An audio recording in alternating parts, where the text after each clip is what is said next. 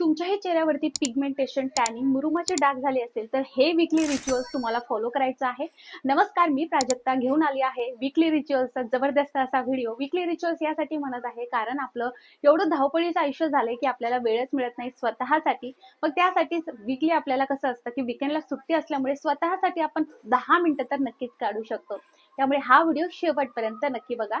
सगळ्यात प्रथम आपल्याला 3 स्टेपमध्ये हे फॉलो करायचं आहे. First step is scrubbing, second mask लावायचा आणि थर्ड स्टेप इज रेस्टिंग. या 3 स्टेप फॉलो करायच्या आणि त्या फक्त 10 मिनिटात होणार आहे.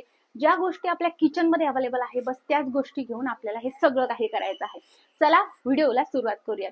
Step number first is scrubbing. Scrubbing करण्यासाठी तुम्हाला काय करायचं आहे तर 2 चमचे घ्यायचं आहे बेसन पीठ. जे हरभरा डाळीचं बेसन पीठ आपण पिठलं वगैरे बनवण्यासाठी वापरतो त्याच बेसन पिठाचा आपल्याला वापर करायचा आहे. आणि एक वेळेस जर तुम्हाला फक्त 1 टेबलस्पून लागत असेल तेवढं सुद्धा घेऊ शकता. त्यामध्ये दही टाकून तुम्हाला फेटून घ्यायचं आहे आणि एकदम स्मूथ अशी पेस्ट त्याची तयार झाली आहे. जसं आपलं बघा फेस वॉश असतं अगदी तशी स्मूथ पेस्ट त्याची तयार झाली पाहिजे, अशी जशी मी तुम्हाला इथे व्हिडिओमध्ये दाखवते आहे. सेम पद्धतीने आपल्याला ते फेटत राहायचं आहे, त्यामध्ये गुठळ्या होता कामा नये. त्यानंतर आता हे जे स्क्रबिंगचं काम आहे ते यासाठी आहे की आता पावसाळा सुरू झाला आहे पण कुठेतरी ह्युमिडिटी प्रचंड आहे, त्यामुळे सुद्धा आपल्याला प्रचंड घाम येतो. त्यामुळे आपल्या चेहऱ्यावरती असणारं डर्ट, घाण सगळं काही आपल्याला काढून टाकायचं आहे. जे आपले पोर्स असतात त्यामध्ये जी घाण साचलेली असते ती कुठेतरी निघणं खूप गरजेचं आहे. जे फेसवॉश तुम्ही वापरता ते फेसवॉश तर तुम्ही वापराच, पण तुम्हाला ऍटलीस्ट सॅटर्डे किंवा संडे या 2 दिवसापैकी एक दिवशी तुम्हाला तुमचं जे फेसवॉश आहे ते न वापरता या फेसवॉशचा वापर करायचा आहे. आता हे फेसवॉशचं सुद्धा काम करणार आहे आणि स्क्रबिंगचं सुद्धा काम करणार आहे. तुम्हाला काय करायचंय, चेहरा बिलकुल धुवून घ्यायचा नाहीये. जसा चेहरा आहे जर तुम्ही बाहेरून आला असणार तर सरळ हे असं फेसवॉश जे आहे तुमच्या चेहऱ्यावरती लावायचं आहे आणि घासायचं आहे. सर्क्युलर मोशन वरती तुमच्या बिलकुल गालावरती घासायचं आहे. त्यानंतर हे जे 5 आपले फिंगर्स आहे त्याचे जे हे टोक आहे त्याने आपल्याला आपलं फोरहेड सुद्धा क्लीन करून घ्यायचं आहे. साधारणतः तुम्हाला 2 ते 2.5 मिनिटं याचा मसाज करून घ्यायचा आहे आणि मसाज झाल्यानंतर तुम्हाला रूम टेम्परेचरवरच्या पाण्याने हे स्वच्छ असं धुवून घ्यायचं आहे. तुम्ही बघणार की तुमच्या चेहऱ्यावरती असणारा एक्स्ट्रा ऑइल, घाम जो आलेला आहे किंवा जी घाण बसलेली आहे ते पूर्ण तुम्हाला निघून गेलेलं दिसणार. तुम्हाला जो तुमचा झालेला तेलकट चेहरा आहे तो पूर्ण क्लीन झालेला दिसणार आहे. तुम्ही विचारच करणार नाही की जे आपण डेली फेसवॉश वापरतो त्या फेसवॉशने सुद्धा एवढं क्लीन निघत नाही, एवढं क्लीन याने जबरदस्त निघतं. कारण बेसन पिठामध्ये आहे आपल्या चेहऱ्यावरील जो आहे तो क्लिन्झिंग प्रॉपर्टीचं काम करतं. कुठेतरी जे तेल सिक्रेट झालेलं असतं ते तेल कमी करण्याचं सुद्धा बेसन पीठ काम करत असतं. आपल्या चेहऱ्याचा पोत सुधारण्यास सुद्धा काम करत असतं. त्यामुळे आपल्याला इकडे बेसन पीठ वापरायचं आहे. आणि आपण दही यासाठी घेतलेलं आहे की दहीमुळे थंडावा सुद्धा मिळतो आणि जो एक्स्ट्रा घाण साचलेली असते ती सुद्धा निघण्यास खूप मदत होते. तर तुम्हाला जर शक्य असेल ना तर तुम्ही हप्त्यातून हे 3 ते 4 वेळेस सुद्धा या फेस वॉशने नक्की तुमचा फेस क्लीन करू शकता. फर्स्ट स्टेप आपली स्क्रबिंग झाल्यानंतर आपल्याला काहीच लावायचं नाही. आता आपल्याला बनवायचं आहे मास्क. मास्क आपला घरातलाच मास्क आहे आणि हा आपण खूप इझिली बनवू शकतो अगदी 2 मिनिटाच्या आतमध्ये. आपल्याला हळद घ्यायची आहे. आता बघा बऱ्याच जणांना हळद जी आहे ती बिलकुल सूट होत नाही, तर चेहऱ्यासाठी स्पेशली कस्तुरी हळद मिळते. कोणत्याही किराणा मालाच्या दुकानातून तुम्ही घेऊ शकता किंवा जर तुम्हाला भेटलीच नाही तर तुम्ही Amazon वरनं जर ऑर्डर देऊ शकता किंवा मी खाली डिस्क्रिप्शनला लिंक देते आहे. स्पेशली तुम्हाला स्किन रिलेटेड कोणतेही मास्क बनवायचे असेल आणि त्यामध्ये जर हळदीचा वापर करायचा असेल तर मी तुम्हाला रेकमेंड करेल की तुम्ही कस्तुरीच हळद वापरा.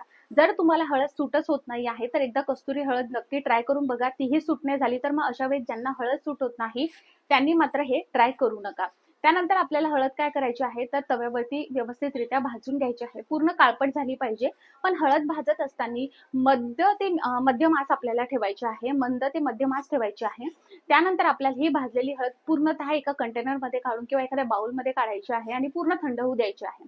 थंड झाल्यानंतर आपल्याला यामध्ये टाकायचं असे इन्ग्रेडियंट आपल्या घरामध्ये अवेलेबल आहे, पण आपल्या स्किनला इतका छान असा आपल्या स्किनचा पोत सुधारतं, पिगमेंटेशन, टॅनिंग सगळं अगदी एका याच्यामध्ये एका मास्कमध्ये आपण हे पूर्ण घालवणार आहोत.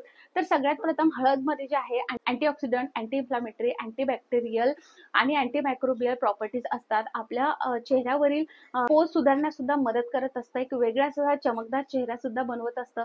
पण बऱ्याचदा जर आपण तशीच हळद वापरली जी मसाल्यामध्ये आपण यूज करतो तर तिने काय होतं की आपला चेहरा जास्त पिवळसर दिसायला लागतो.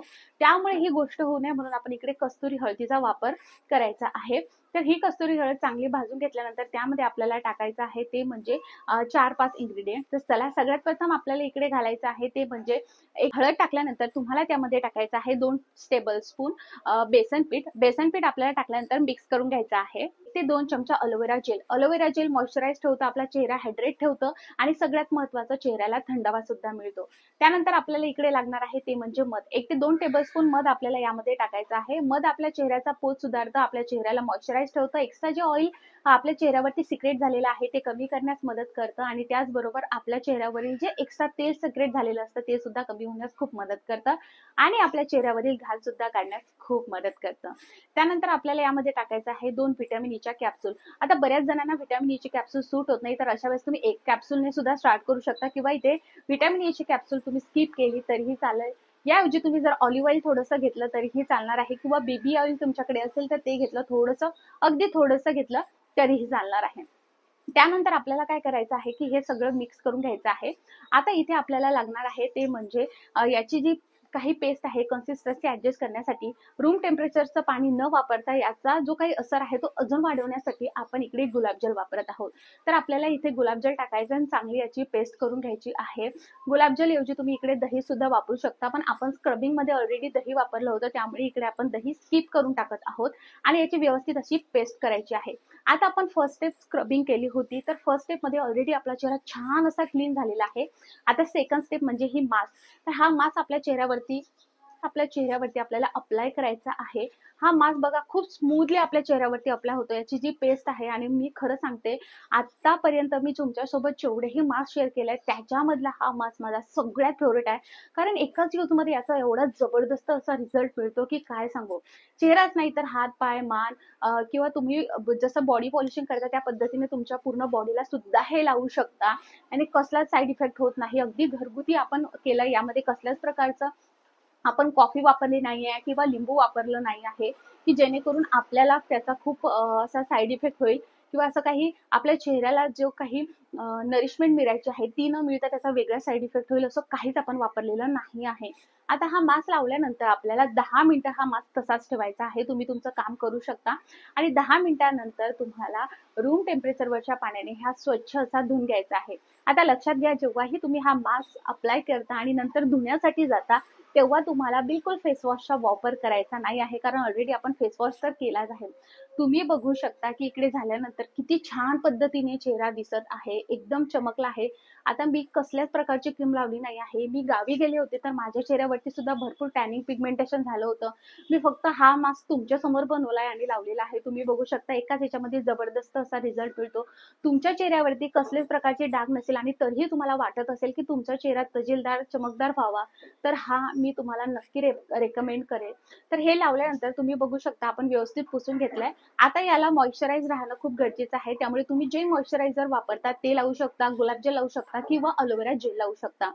यानंतर तुम्हाला बिलकुल तुमचा चेहरा त्या दिवशी ज्या दिवशी तुम्ही मास्क लावला त्या दिवशी तुम्हाला बिलकुल कोणत्याही फेस वॉशने हा चेहरा धुवायचा नाही. धुवायचा असेल तर फक्त पाण्याने धुवायचा आहे.